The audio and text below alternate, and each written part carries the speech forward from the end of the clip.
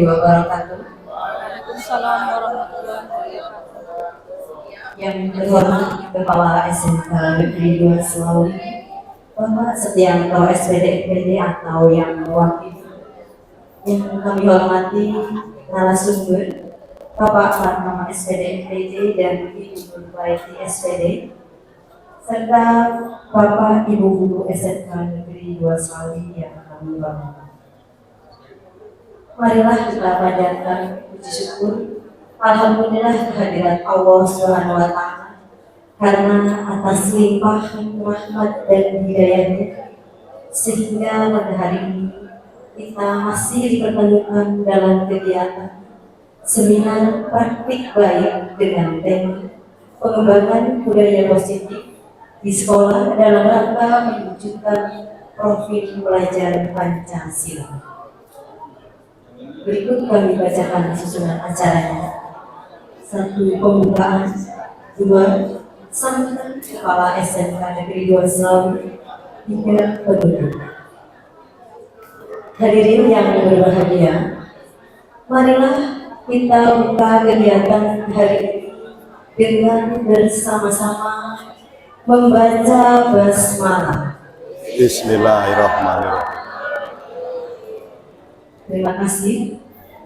Selanjutnya sambutan dari Kepala SMK Negeri 2 Selawi atau yang mewakili kepada Ibu Rusmiasih SPD, kami persilakan.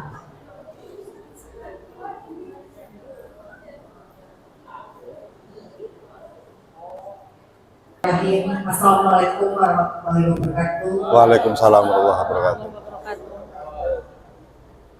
Yang kami hormati Bapak Kepala SMK Negeri 2 Selawi atau yang mewakili, yang kami hormati Bapak Ibu Guru, peserta seminar, serta hadirin sekalian yang berbahagia.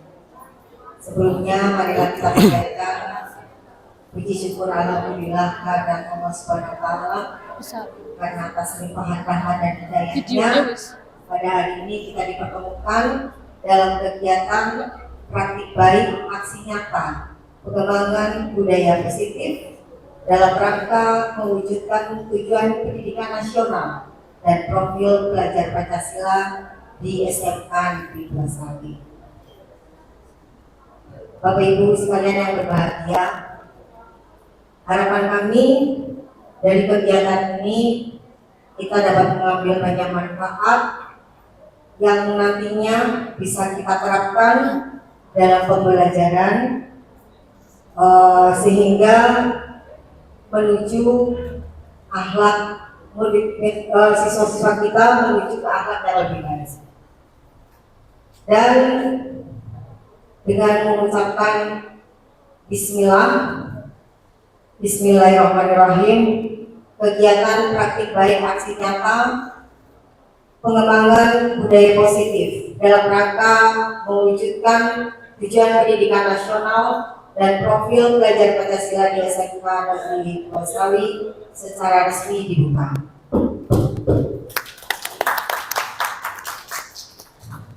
Terima kasih. Demikian sambutan dari saya mewakili Kepala SMK Negeri 2 Selawi. Selamat mengikuti kegiatan dan wassalamualaikum warahmatullahi wabarakatuh. Waalaikumsalam. Terima kasih kami sampaikan kepada Ibu Rusmiasih SPD. Selanjutnya adalah acara penutup. Marilah kita tutup pembukaan seminar praktik baik dengan tema pengembangan budaya positif di sekolah dalam rangka mewujudkan profil pelajar Pancasila. Untuk selanjutnya acara kami serahkan sepenuhnya kepada narasumber Bapak Fatma SPD dan Ibu Nurbaiti SPD. Sebagai pembawa acara kami undur diri. Akhir kata, Assalamualaikum warahmatullahi wabarakatuh. Waalaikumsalam. Teramat sangat atas kehadiran Bapak Ibu. Harapan kita semua acara ini akan bermanfaat, terutama bagi peningkatan mutu pendidikan. Bapak dan Ibu, sebelum kita mulai Ini ada ice breaking dari Mbak Yoda untuk menyanyikan sebuah lagu ceria. Mbak Yoda, dipersilakan. Ya baik, sebelumnya ini tepuk tangan juga buat orang Palu ya. Ini jujur saya ada sekali saya kaget sih. Ya, mungkin berdiri semuanya biar semangat. Ya, ya. Oke baik, ini mungkin semuanya sudah sering mendengarkan apa ya? Yang tepuk-tepuk ya, tepuk-tepuk. Ya baik, bisa dimulai. Saya ke sana aja ya. Iya, Mbak Gatot boleh di depan. Ya, biar semangat. Semuanya. Semua saya. Ya langsung aja ya. Kalau kau ya barang 1, 2, 3. Kalau kau suka hati tepuk tangan. Kalau kau suka hati tepuk tangan. Kalau kau suka hati mari kita lakukan. Kalau kau suka hati goyang-goyang. Terima kasih. Tepuk tangan buat Mbak Yoda. Terima kasih Pak Ibu. Terima kasih. Terima kasih Mbak Yoda. Bapak Ibu, rangkaian kegiatan seminar ini ada 3 macam kegiatan ya. Yang pertama adalah desiminasi pada hari ini. Kemudian yang kedua adalah penerapan hasil desiminasi. Dan yang ketiga adalah presentasi hasil desiminasi. Nanti akan dilakukan oleh kelompok yang terdiri dari kelompok mata pelajaran dan K3. Jadi kita ada 21 kelompok, nanti akan presentasi pada pertemuan ketiga. Baik Bapak dan Ibu, sesuai dengan apa yang Bapak Ibu lihat di layar, pengembangan budaya positif dalam rangka mewujudkan tujuan pendidikan nasional dan profil pelajar Pancasila di SMK Negeri 2 Slawi Kabupaten Tegal. Mengapa saya kasih judul pengembangan? Karena kita sudah lama menerapkan ini, tinggal mengembangkan. Karena sesungguhnya tidak ada kurikulum yang betul-betul baru. Semua kurikulum di seluruh negara adalah hasil dari pengembangan kurikulum sebelumnya. Next. Bapak dan Ibu, salah satu tren dari pembelajaran paradigma baru, kita membuat semacam keyakinan kelas ya, yang bertujuan atau dengan harapan dengan adanya keyakinan kelas atau kesepakatan belajar, maka pembelajaran kita akan sampai pada tujuan. Yang pertama adalah HP mode silent, kemudian hadir seutuhnya. Hadir seutuhnya berarti tidak hanya fisik, nanti mungkin Bapak Ibu berkenan untuk menyampaikan pendapatnya dan lain-lain. Kemudian menghargai waktu bersama, memaksimalkan kesempatan belajar. Raise hand sebelum bertanya. Mungkin ada tambahan kesempatan lagi. Cukup Bapak dan Ibu ya. Baik, terima kasih. Bapak dan Ibu, tidak ada definisi budaya yang definitif. Artinya tidak ada definisi budaya yang paling benar. Ya, salah satu definisi budaya adalah cara hidup atau jalan hidup. Apa yang sudah dilakukan, apa yang sedang dilakukan, apa yang akan dilakukan, itu disebut dengan budaya. Next. Selanjutnya budaya positif. Budaya positif yang dimaksud adalah cara penyelenggaraan pembelajaran di satuan pendidikan. Itulah yang disebut dengan budaya positif. Jadi tujuan utama dari pengembangan budaya positif agar pembelajaran itu akan berujung atau akan bermuara pada terwujudnya profil pelajar Pancasila. Profil pelajar Pancasila, Bapak dan Ibu, kita tahu itu adalah visi dari pemerintah sekarang. Ya. Pemerintah sekarang punya persepsi bahwa manakala profil pelajar Pancasila terwujud, itu identik dengan tujuan pendidikan nasional tercapai. Seperti kita tahu, tujuan pendidikan nasional ada pada Undang-Undang Sisdiknas tahun nomor 20 tahun 2003. Baik. Bapak dan Ibu, budaya positif akan berkembang di satuan pendidikan bila mana ke-8 poin ini dapat dijalankan. Mungkin saya minta tolong Mas Gatot untuk membacakan. Oke ya, Mas Gatot ya. Assalamualaikum, Mas Gatot. Waalaikumsalam warahmatullahi wabarakatuh. Kabar baik ya Pak? Alhamdulillah, Ya, baik. selalu sehat Baik. dan semangat. Sebelum saya mempersilakan Bapak untuk membacakan, mohon Bapak berkenan untuk menurut Bapak bagaimana budaya positif telah berjalan di sekolah yang kita cintai ini. Monggo, Pak Gatot. Terima kasih Bapak Martono. Saya mencoba untuk menjawab atau menjabarkan menurut pandangan saya, dan barangkali nanti pandangan saya ini banyak sedikit perbedaan dengan teman-teman guru. Jadi budaya positif atau mungkin kita awali dengan budaya kerja dulu.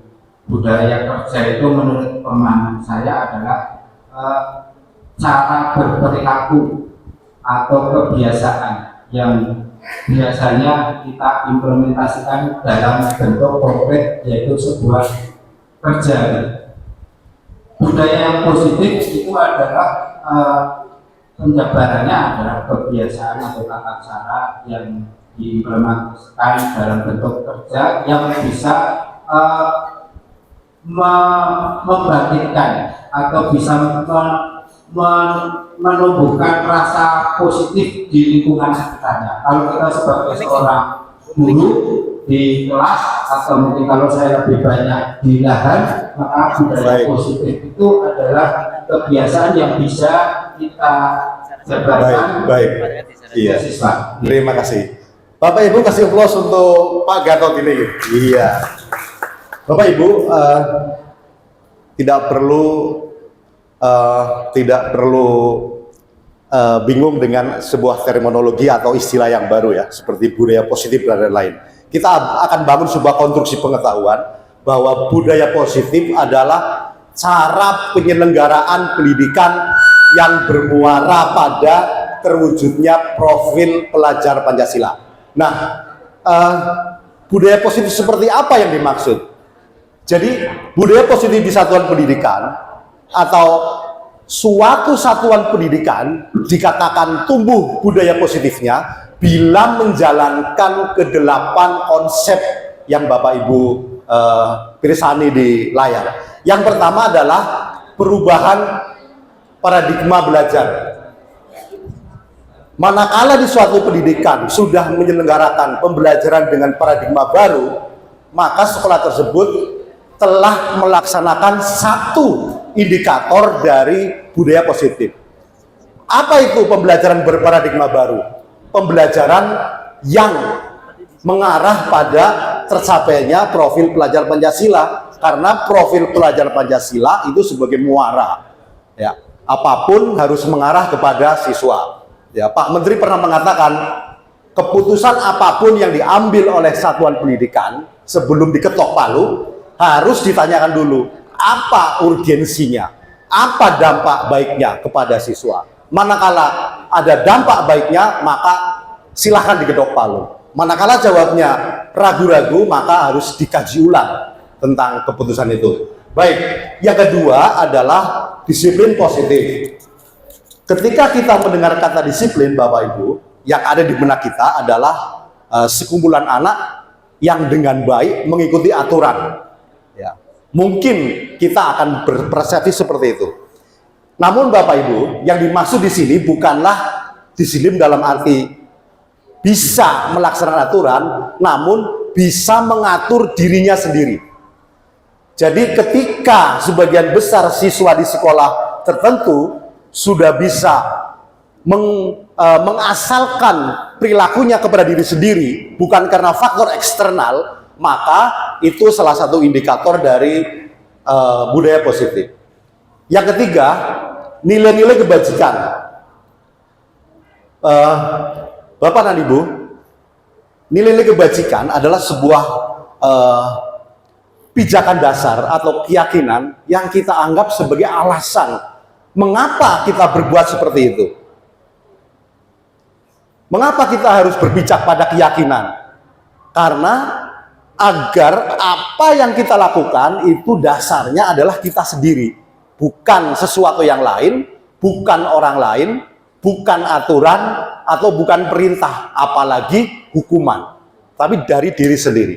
Baik, yang keempat, kebutuhan dasar manusia. Ketika kita sebagai orang guru memahami dengan sebenarnya apa itu kebutuhan dasar manusia, maka seorang guru ini akan bisa berperan sebagai manajer di satuan pendidikan. Tidak lagi menjadi berperan sebagai pembuat rasa bersalah ya. Jadi Bapak Ibu, sebelum ke sana saya katakan bahwa ada beberapa peran guru di sini. Kemudian yang keempat, bukan, yang kelima ya, motivasi perilaku manusia. Ada 3 perilaku manusia ya, motivasinya kalau kita kelompokkan ya. Yang pertama adalah berbuat karena takut adanya hukuman atau sanksi. Yang ketiga adalah untuk menghindari ketidaknyamanan. Dan yang ketiga adalah karena dia ingin menjadi dirinya sendiri. Jadi kalau kita mau kelompokkan secara global, maka hanya ada 3 motivasi mengapa seseorang itu melakukan sesuatu.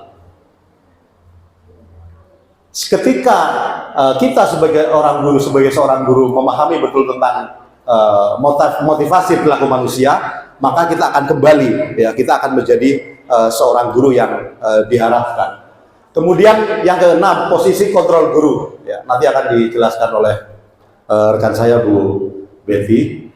Jadi manakala di satuan pendidikan seorang guru itu bisa memposisikan dengan posisi yang tepat, maka akan terciptalah sebuah pembelajaran yang berpihak kepada murid, atau pembelajaran yang mengutamakan kebutuhan murid. Yang ketujuh, keyakinan kelas. Seperti yang saya sampaikan di awal tentang kesepakatan belajar, seiring dengan dilonsingnya pendidikan guru penggerak, kita mendengar istilah keyakinan kelas. Jadi sebelum kita mengajar, kita akan membuat semacam kesepakatan dengan siswa, apa-apa yang bisa mengarahkan siswa untuk sampai pada tujuan belajar, itulah kesepakatan. Sebagai contoh, saling menghargai, saling menghormati, saling membantu, dan lain-lain. Kemudian yang ke-8, segitiga restitusi, Bapak dan Ibu. Ya, mungkin Bapak Ibu pernah juga ada yang pernah mendengar segitiga restitusi. Kita kembali akan ke peran guru, Bapak dan Ibu.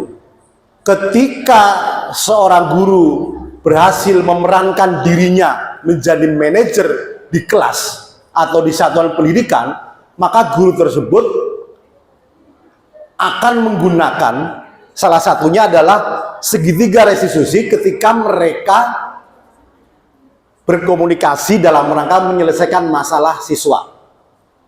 Ya, tidak hanya guru BK, semua guru pasti ada masalah dengan siswa ya. Nah, ketika kita berperan sebagai seorang manajer, maka kita akan melakukan dialog dengan segitiga restitusi. Jadi segitiga restitusi itu semacam pola dialogis antara guru dengan siswa atau antara orang tua dengan siswanya. Jadi itu Bapak dan Ibu, saya ulangi lagi bahwa budaya positif di satuan pendidikan akan mulai berkembang bila mana ke-8 konsep ini dijalankan bersama-sama. Next, Mas Ari.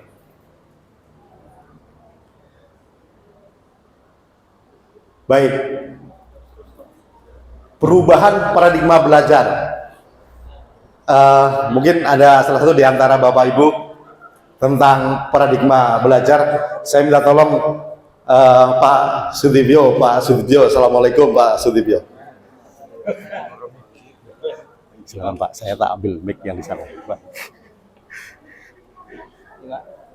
Iya. Ini sekaligus sebagai kenang-kenangan Pak Dibyo ya. Pak Dibyo mungkin pernah mendengar istilah perubahan paradigma belajar dan profil pelajar Pancasila.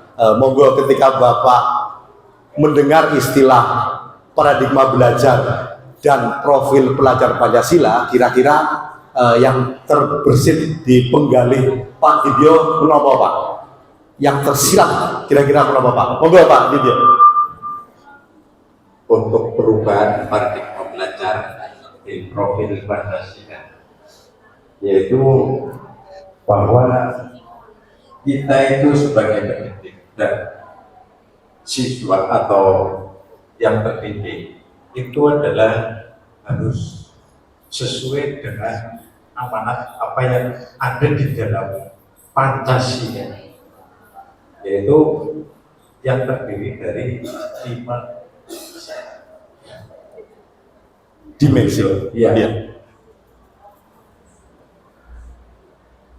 Begitu Pak Dibyo ya. Terima kasih banyak. Tepuk tangan Bapak dan Ibu untuk Pak Dibyo. Bapak dan Ibu,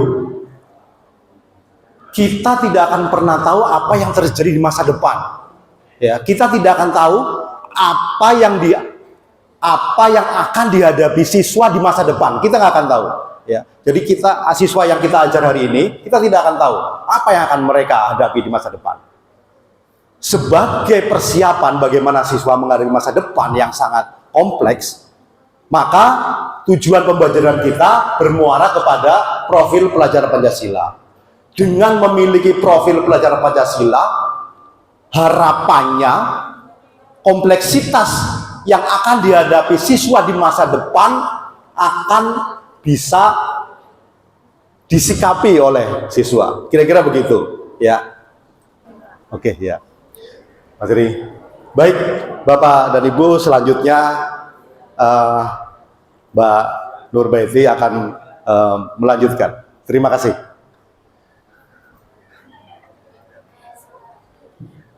Terima kasih Pak Marto atas waktunya. Saya mungkin hanya menambahkan sedikit ya, karena seperti yang sudah disampaikan semuanya dari materi yang pertama sampai dengan materi yang terakhir. Sebelum kita ke submateri yang kedua, yaitu apa yang kedua tadi Bapak Ibu? Yang kedua apa? Pak Hari bisa mungkin ke slide sebelumnya. Yang kedua, masih di yang pertama, maaf. Nah, ini kan tadi pertama yang Pak Martono sampaikan adalah tentang perubahan paradigma belajar. Ini masih melanjutkan tentang perubahan paradigma belajar. Ke slide yang tadi Pak. Satu lagi. Ya, ini ada sedikit kegiatan memantik. Bapak Ibu silahkan, saya minta tolong untuk berpasangan dengan teman di sebelahnya. Ya, berpasangan, mungkin bisa switch.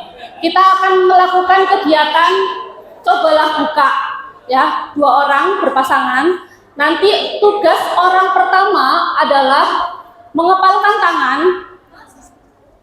tangan sekuat-kuatnya. Orang pertama tolong bayangkan bahwa di dalam genggaman tangan Bapak Ibu itu ada sesuatu yang sangat berharga, ya. Tolong dijaga sekuat mungkin, karena sesuatu yang sangat berharga itu begitu penting bagi hidup Bapak Ibu. Jadi tolong kepala tangannya dijaga sekuat mungkin, dan tugas orang kedua adalah mencoba dengan segala cara membuka kepalan tangan orang pertama. Videonya terus ya. Berjalan ya Mas? Bisa dengan cara membujuk, menghardik, mengintimidasi, memarahi, menggoda, menggelitik, atau bahkan memberikan uang agar orang pertama mau melepaskan kepalan tangannya. Mungkin bisa dipahami ya. Tolong Pak Hargun untuk stopwatch. Kita beri waktu 30 detik nggih. Siap stopwatchnya Pak? Ya Mas. Siap? Oke. Silakan dimulai dari sekarang. Enggak, satunya mencoba membuka, yang satunya menggenggam sekuat-kuatnya.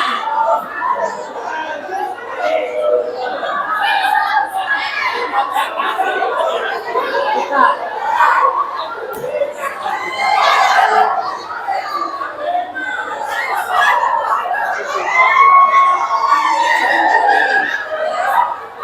Oke, 30 detik sudah berlalu.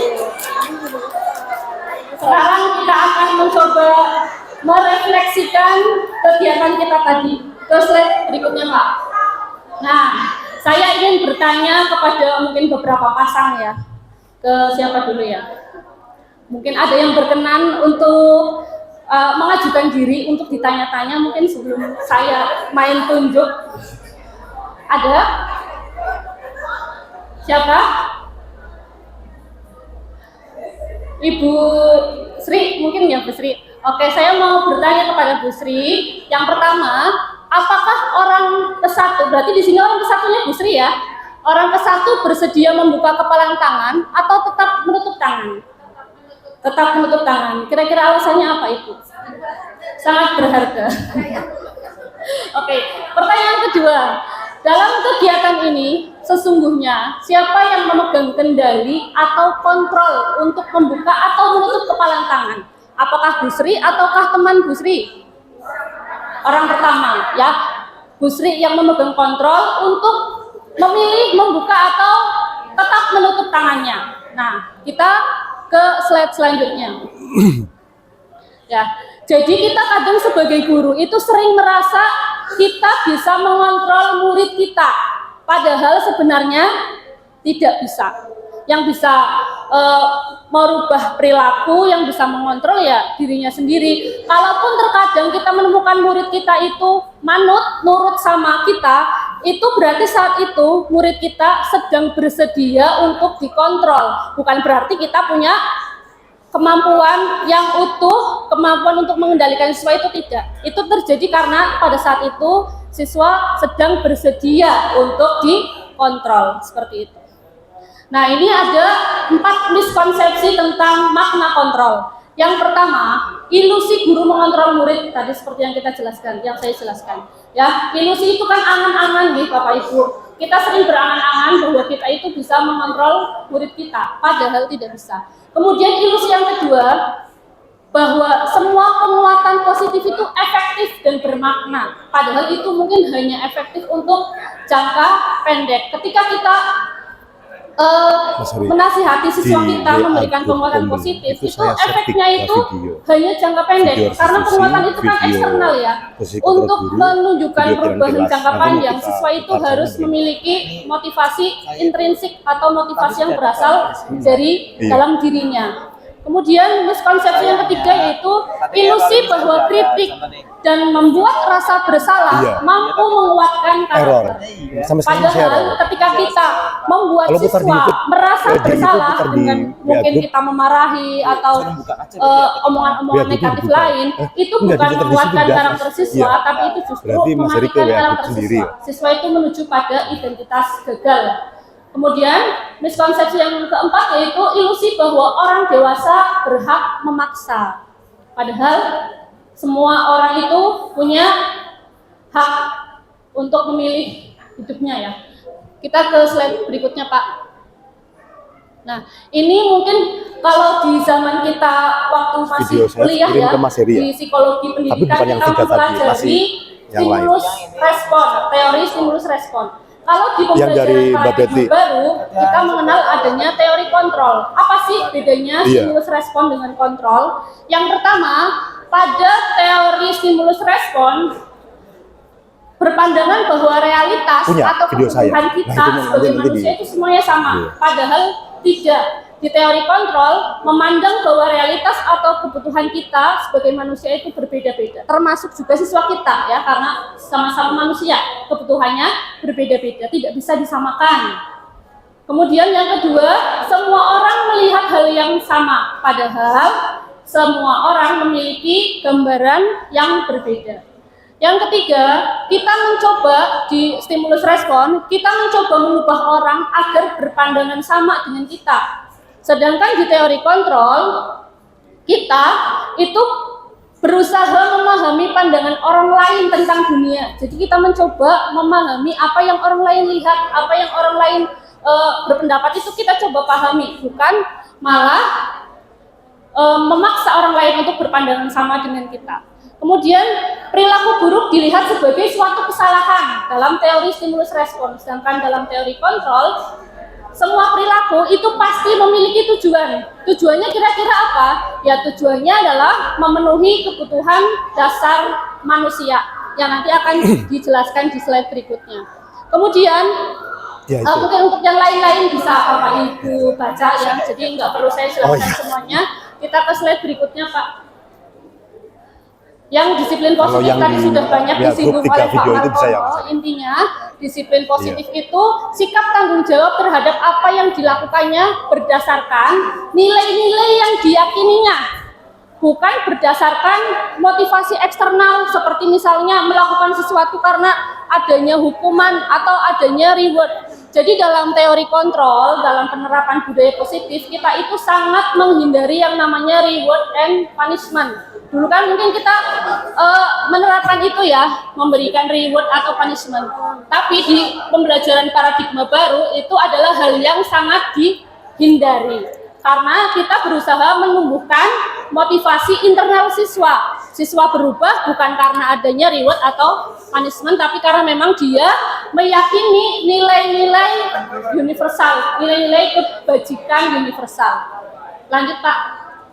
Nah, ini yang saya maksud dengan nilai-nilai kebajikan universal.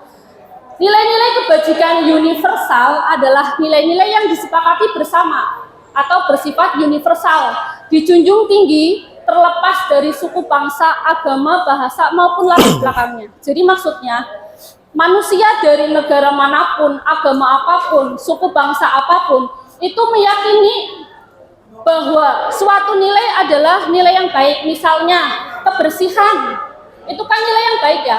Semua orang sepakat kebersihan adalah nilai kebajikan.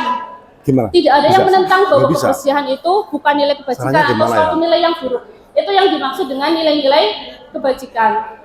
Jadi contoh lain misalnya gotong royong. Gotong royong di negara manapun itu kan merupakan nilai yang baik, nih. Nah, jadi kita berharap siswa kita dalam melakukan sesuatu itu berdasarkan karena dia meyakini nilai-nilai ini. Dia punya nilai-nilai yang dia pegang untuk dia yakini dan dia laksanakan. Bukan tadi karena adanya reward dan punishment. Seperti itu.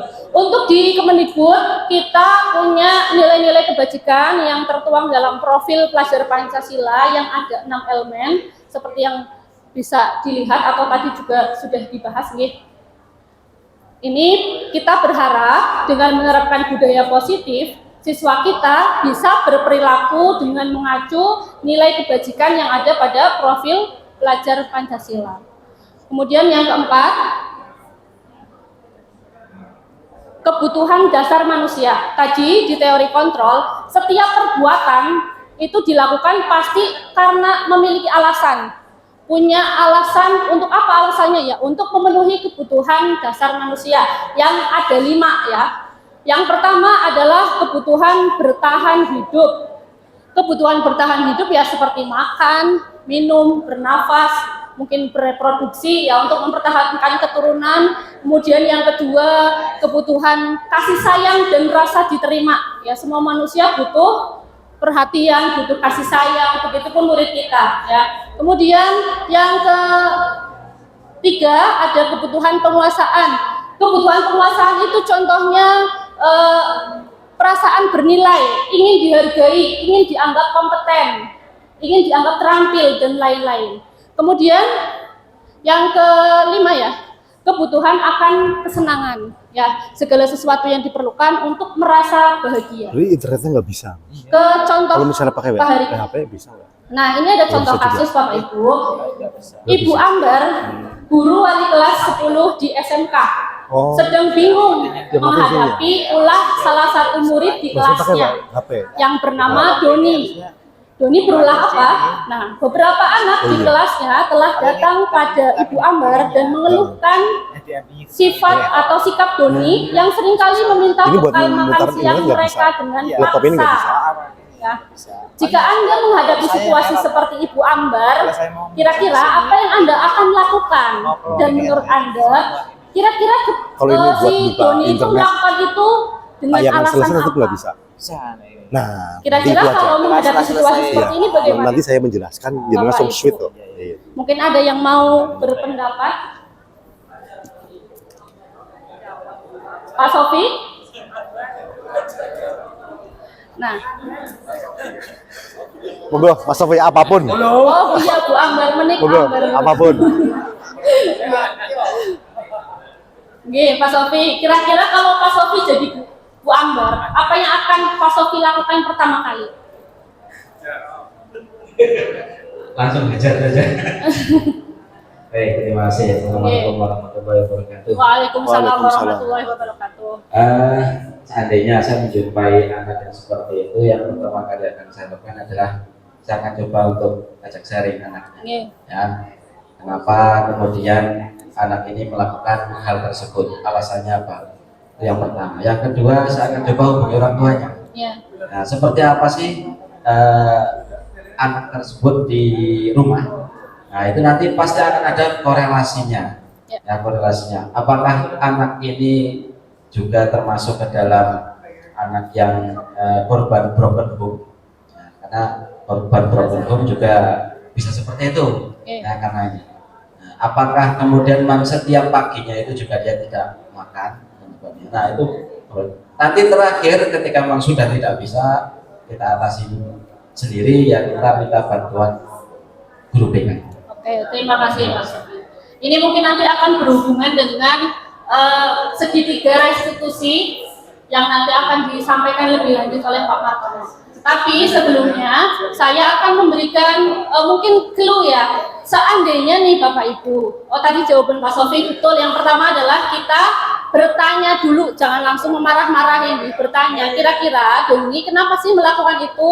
Seandainya Doni menjawab karena dia tidak pernah sarapan di rumah. Berarti kira-kira Doni bertingkah seperti itu karena ingin memenuhi kebutuhan apa Bapak Ibu? Kebutuhan bertahan hidup. Tadi kebutuhan bertahan hidup kan berhubungan dengan fisiologis ya. Salah satu contohnya adalah makanan. Kemudian seandainya Doni menjawab dia melakukan itu karena dia bosan dengan menu yang ada di rumah. Menu yang dibawakan oleh orang tuanya ke sekolah. Kira-kira kebutuhan apa yang sedang coba dipenuhi oleh Doni? Bosan dengan menu makanan. Kira-kira kebutuhan apa yang sedang ingin dipenuhi? Ke slide sebelumnya Pak Hari. Kebutuhan apa kira-kira? Kalau bosan berarti kebutuhan akan lebih tepatnya mungkin kebebasan deh. Nah, kebebasan kan dia ingin bebas, bosan dengan tiap hari menunya sambal goreng, tempe, sama mie ya. Mungkin kalau beli ponggol di rumah kan lauknya seperti itu terus ya Bu. Nah, kemudian seandainya Doni menjawab melakukan itu karena iseng saja, dia bahagia saat melihat teman-temannya itu wajahnya marah-marah, lucu, panik kayak gitu, sebel sama Doni. Kira-kira Doni itu sedang mencari apa? Mencari kesenangan. Iya betul. Doni sedang berusaha memenuhi kebutuhan kesenangan. Contoh satu lagi.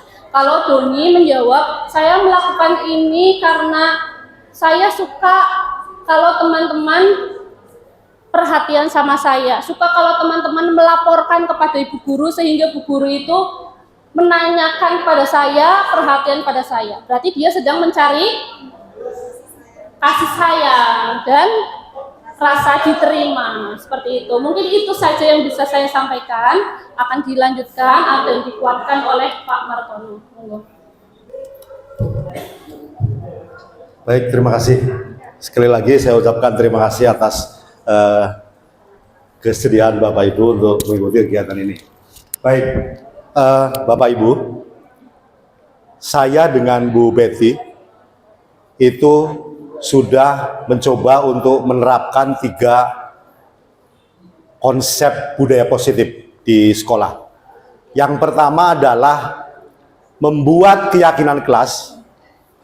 Yang kedua adalah praktek dialog segitiga restitusi.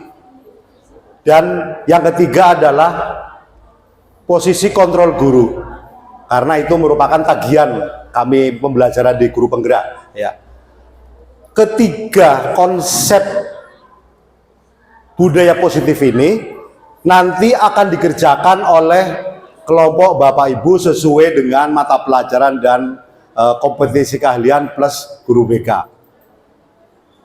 Jadi Bapak Ibu dalam kelompok masing-masing akan mempraktekkan 3 konsep. Yang pertama adalah segitiga restitusi, yang kedua adalah membuat keyakinan kelas, dan yang ketiga adalah posisi kontrol guru. Dokumentasi kegiatan itu berupa bahan tayang yang di dalamnya ada video. Jadi insya Allah pada pertemuan ketiga yang akan datang, nanti per kelompok maju, kita rekam, Bapak Ibu akan melaksanakan presentasi. Mbak Betty bisa putar video contoh itu Mbak, salah satu. Ini masih belum diedit. Iya, yang mana Mbak? Yang punya saya. Ya apa itu? Ke situ sih. Iya. Baik Bapak dan Ibu, kita akan melihat video Mbak Betty dalam penerapan membuat keyakinan kelas.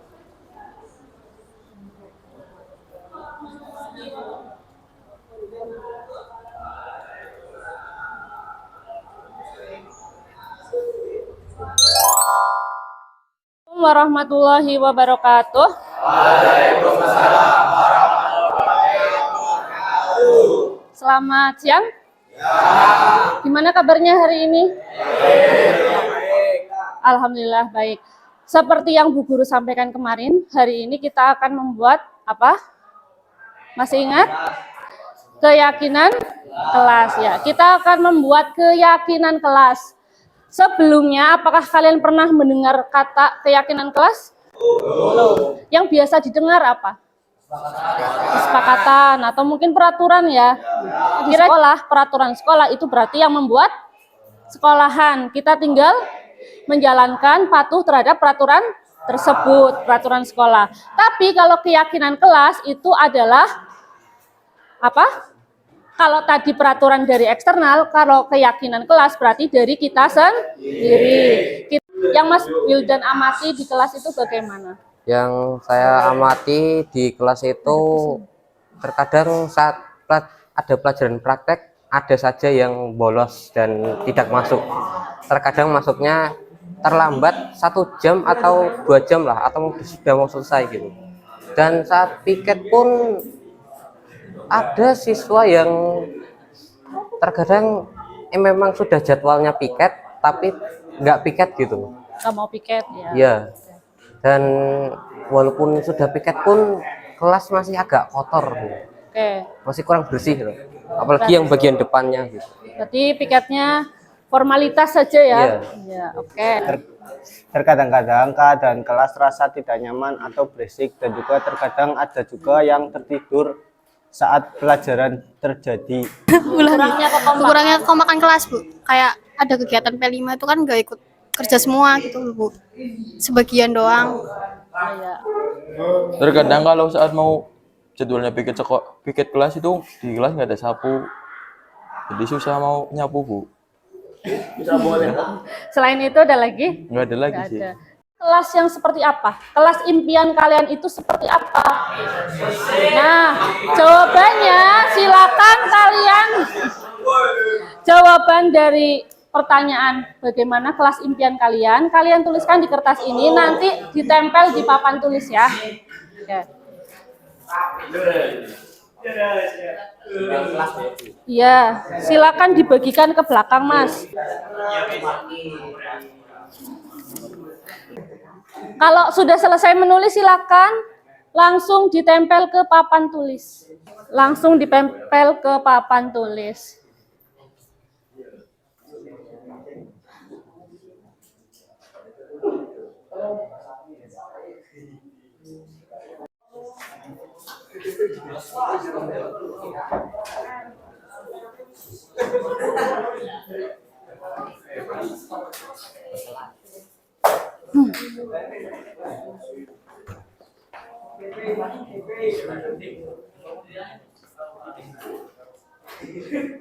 Nih. Ya, nanti Wildan tempel yang sekelompok. Wildan di sana coba. Ya. Impian kelas saya adalah menaati peraturan yang ada yang sudah disepakati bersama. Kekompakan kelas, ini perihal kekompakan kelas, Mas. Ada? Ada. Nih, kekompakan kelas. Ini juga kekompakan kelas.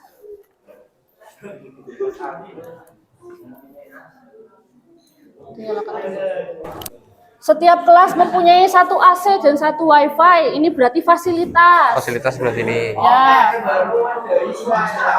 Kelas mempunyai kipas angin, berarti fasilitas. Oke. Saya ingin kelas yang penuh dengan orang-orang yang tenang dan ramah dan lebih mudah bergaul, dan guru yang saat pembelajaran lebih mudah memahami muridnya. Berarti apa?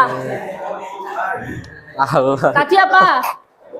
Pertama, kekompakan. Ini fasilitas. Ini berarti lebih ke sikap orang-orangnya ya. Ya. Oke. Ini di sini ya, Mas. Ya. Satu kelas kompak, bersih. Berarti Kekompakan saja. Sekolah yang dipagar barang diberi fasilitas satu kipas angin Fasilitas. agar siswa merasa nyaman. Oke. fasilitas. Ada oke-nya. Fasilitas.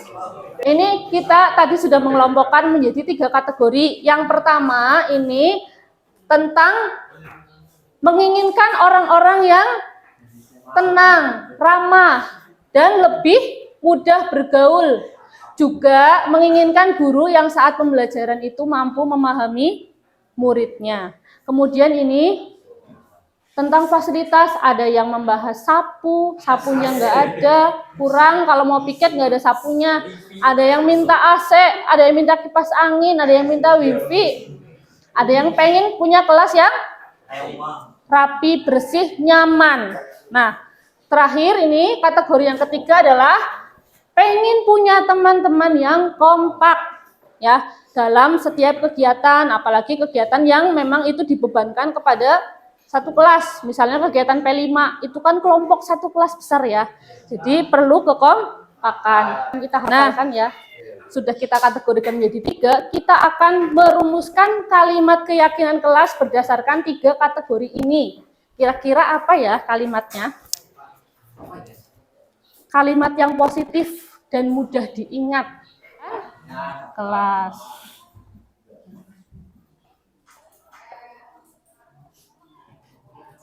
Ini biar nggak rancu, berarti menjaga ketertiban saat apa? Belajar, saat belajar atau pelajaran. Menjaga kebersihan kelas. Yang terakhir ini saling apa? Saling bekerja sama dan bekerja sama dan saling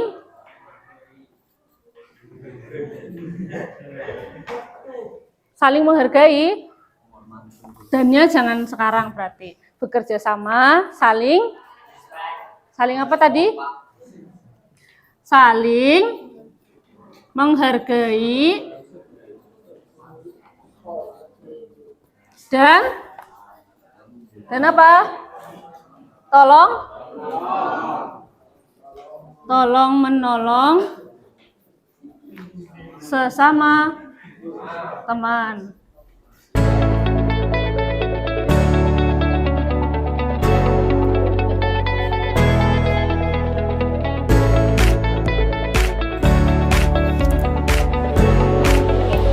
Sudah membuat keyakinan kelas, siap melaksanakan?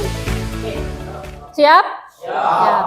Tolong camkan apa yang sudah kalian sepakati bersama hari ini dan tidak hanya diingat tapi juga harus dilaksanakan. Bersama-sama kita menjaga ketertiban kelas saat belajar, kemudian menjaga kebersihan kelas dan juga bekerja sama, saling menghargai dan saling tolong-menolong sesama teman, ya. Oke, untuk keyakinan kelas, kegiatan pembuatan keyakinan kelas hari ini saya cukupkan. Semoga kita bisa melaksanakan apa yang telah kita sepakati bersama. Terima kasih untuk hari ini. Assalamualaikum warahmatullahi wabarakatuh. Perkenalkan, nama saya Asla Ferry Putri Hanisa dari kelas 11 MP2. Perkenalkan, nama saya Nada Maritina dari kelas 11 MP2. Saya M. Raffi Ramadhani dari 11 MP2. Perkenalkan, nama saya Wildan Firdaus Zaidan Firas dari MP2 kelas 11. Perkenalkan, nama saya Tika Harulanam dari kelas 11 MP2. Nama saya Faidluni Ami dari kelas 11 MP2. Saya senang sekali. Senang. Soalnya kan pendapat yang selama ini terpendam jadi terungkap itu, Bu. Oh ya, oke. Saya senang sekali.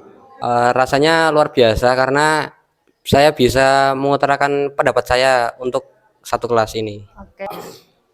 Saat tadi membuat keyakinan kelas itu perasaan jadi senang, Bu. Terus sering ketawa gitulah. Kegiatan hari ini sangat luar biasa.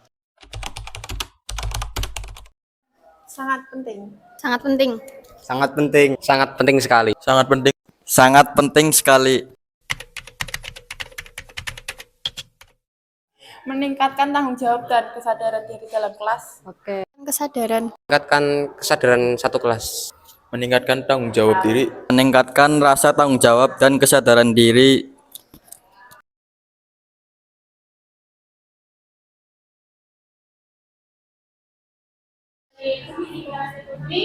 Dan juga materi keyakinan kelas. Seandainya yang tadi disampaikan saya dan Bapak Tono mungkin kurang mendalam ada keterbatasan waktu, ketika nanti praktik Bapak Ibu mengalami kebingungan, Bapak Ibu bisa melihat contoh praktik lain milik guru lain di internet atau mungkin di PMM sangat banyak gitu.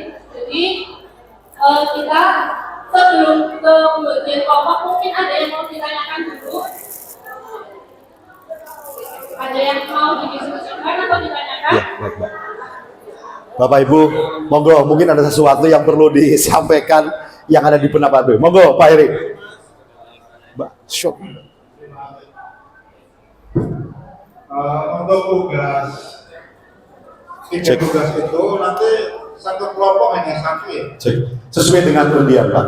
Iya. Nah, kemudian kalau contoh misalkan kalau keyakinan kelas berarti kita membuat seperti di dalam video ini. Betul sekali. Maksudnya ya seperti inilah maksudnya ya. Iya. Betul. Nah, kalau yang lain yang apa itu?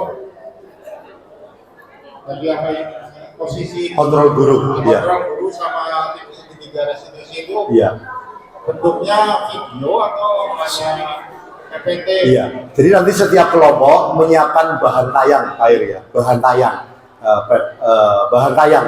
Di dalam bahan tayang itu ada gambar, ada tulisan, ada video. Kira-kira begitu, Pak. Itu tidak harus ada video. Harus ada video. Oh, Harus ada video, iya. Iya, karena itu dokumentasi. Cukup, Pak Eri. Ya, terima kasih, Pak Eri. Keyakinan. Bapak dan Ibu, seperti yang Mbak Betty sampaikan tadi, kita akan langsung membagi kelompok yang diharapkan nanti Bapak Ibu bersama teman-teman yang lain berkolaborasi untuk bisa membuat dokumentasi penerapan budaya positif. Mbak Betty, monggo dipanggil dari atas, Mbak. Undiannya mana? Oh itu. Untuk yang pertama dari ATPH mungkin bisa diwakili Mbak Gatot.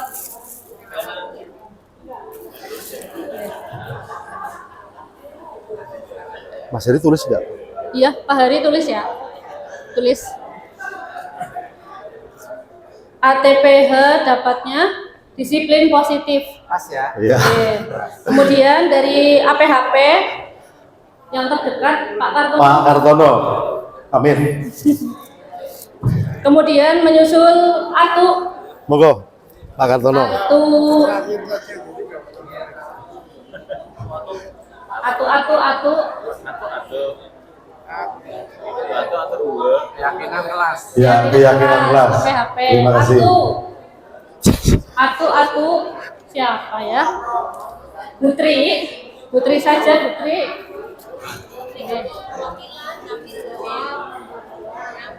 Di sini aja pengapunten Bapak Ibu yang disebut nama monggo ke depan. MP. Putri monggo Putri, pangapunten Putri. MP Pak Heri. Iya. Monggo dipun. Menapa Putri? Restitusi. Ya, praktek Aku segitiga restitusi. Matur nuwun Putri. Kemudian teknik pemesinan TP Pak Heri, Pak Ariska. Ariska. Atau yang mau Ariska. pilih. Monggo Pak Ariska. Teknik kendaraan ringan Pak Arif. Kemudian APT Ibu Rini. Keyakinan kelas untuk jurusan Mas? TP. Iya. Oh iya Pak Rizal itu di depannya. Oke. Matematika. Disiplin Oh iya. positif TKR. TKR. Pak Marno monggo. TKR apa tadi? Sudah Pak Hari. Mas. APT segitiga restitusi. Matematika restitusi. Ya, matematika segitiga restitusi. Restitusi. Oke. Bahasa Indonesia saya. Bahasa Indonesia PJOK Pak Dwi monggo. Yang sudah ini ya. Ya. Pak Dwi monggo. Agama monggo perwakilan PJOK restitusi. restitusi. Siapa lagi yang belum? Kemudian bahasa Inggris. Bahasa Inggris. Monggo Bapak Ibu perwakilan. Inggris perwakilan. Disiplin positif mata pelajaran PAI. Pelan-pelan. Matur nuwun, terima kasih. Akan nutulen jangan cepet-cepet. Ini apa? PAI disiplin positif. Bu Robiah monggo Bu. Monggo Bu.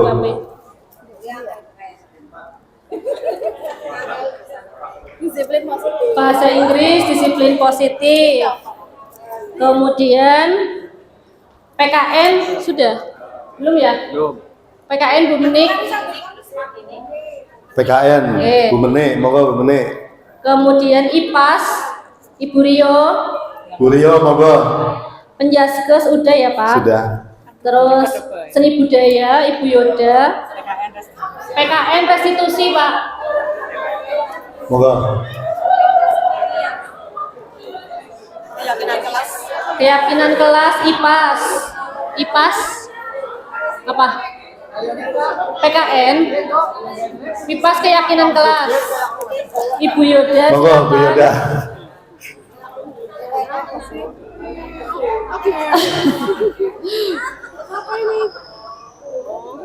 Apa? Mbak?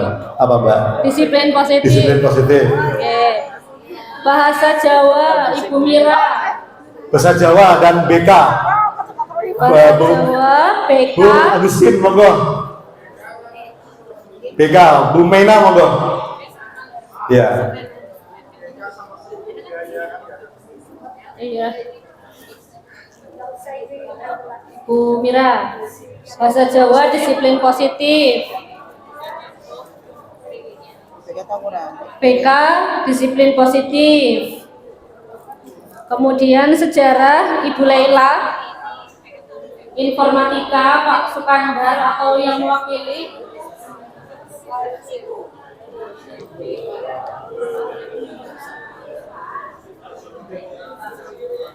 Ibu Laila. Pak Sukandar, monggo Pak Sukandar. Sejarah restitusi Pak. Keyakinan kelas. Ya, sejarah restitusi, TIK keyakinan kelas. Kemudian Ibu Sri sendirian ya Bu? Apa gimana Bu? Oh sama Bu Teguh. Oh iya. Sama Bu Awul. Bu Sri, monggo. Mana ini? Ya. Iya, pilih. Monggo. PKKWU Keyakinan kelas. Keyakinan kelas. Ya. Yang belum MP ya Pak? MP saya MP Pak Heri. anukan. MP keyakinan kelas. Oke. Iya. Satu Yang lagi. terakhir, Yang terakhir udah. Bika sudah ya. Yang belum mapel apa ya? Bapak Ibu, pangapunten ingkang dereng mapel menapa nggih? Pak Hari sudah 21. APT, Bu Ridi APT apa? Bahasa Jepang. Monggo Pak Taryadi perwakilan Sinten bahasa Jepang. Bahasa Indonesia keyakinan kelas. Bahasa DM, Jepang sensei digital marketing belum. ya. Digital marketing Yang digital marketing itu mapel kejuruan atau bukan ya? Ikutnya. udah. Normada. Oh, Normada. Oke. Ibu napa Pak? Mapel napa? Bahasa Jawa tinggal satu. Restitusi. Restitusi ya? Iya, restitusi. Yang digital marketing pengajarnya mengajar di mapel lain juga enggak? Oh. Belum. Pak Salman ada sama Pak Farihin ya? Pak Farihin, undiannya habis, jenengan mau pilih apa?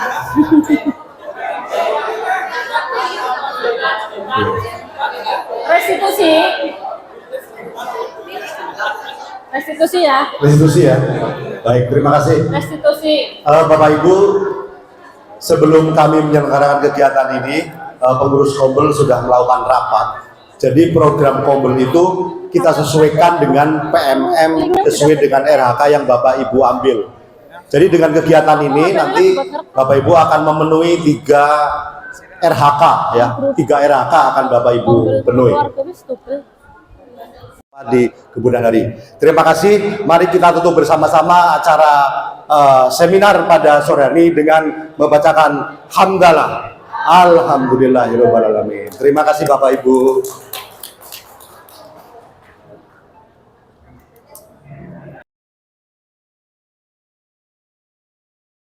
Assalamualaikum warahmatullahi wabarakatuh. Terima kasih kepada Bapak Martono dan Bu Nurbaiti yang sudah menjadi narasumber pada kegiatan praktik baik hari ini, yaitu terkait dengan pengembangan budaya positif ya.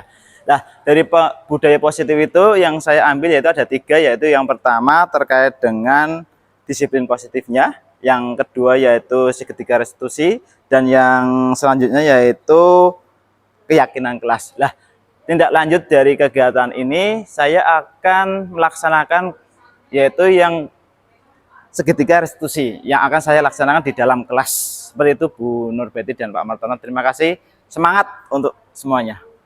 Bismillahirrahmanirrahim. Assalamualaikum warahmatullahi wabarakatuh. Perkenalkan, nama saya Ratna Handayani. Saya mengampu mata pelajaran Bahasa Indonesia. Untuk kegiatan hari ini insya Allah sangat bermanfaat. Saya mendapatkan pengetahuan terutama untuk disiplin positif, bahwa untuk pelaksanaan pembelajaran kita juga perlu menanamkan disiplin positif pada diri kita dan siswa. Selain itu saya juga mendapatkan pengetahuan bahwa untuk pembelajaran juga kita perlu memperhatikan kebutuhan siswa, karena tidak semua siswa bisa kita terapkan dengan metode pembelajaran yang sama. Semoga kedepannya kegiatan seperti ini lebih sering dilaksanakan. Terima kasih. Wassalamualaikum warahmatullahi wabarakatuh. Assalamualaikum warahmatullahi wabarakatuh. Saya Sri Teguh Rahayu, guru SMK Negeri 2 Slawi, sebagai peserta kegiatan diseminasi pengembangan budaya positif yang dilakukan pada hari Jumat tanggal 9 Agustus tahun 2024 dengan narasumber Bapak Martono SPD MPD dan Ibu Nurbaiti SPD. Syukur alhamdulillah, dengan adanya kegiatan ini dapat menambah pengetahuan saya dalam pengembangan budaya positif untuk diterapkan di sekolah. Budaya positif ada 8 diantaranya: keyakinan kelas, disiplin positif, segitiga restitusi, dan lainnya. Dengan penerapan budaya positif tersebut di sekolah yang dilakukan oleh guru beserta seluruh stakeholder yang ada di sekolah, maka pembelajaran diharapkan berpihak pada murid dan menyenangkan sesuai dengan amanat kurikulum merdeka. sehingga tujuan pendidikan dan profil pelajar Pancasila dapat tercapai. Sekian dan terima kasih.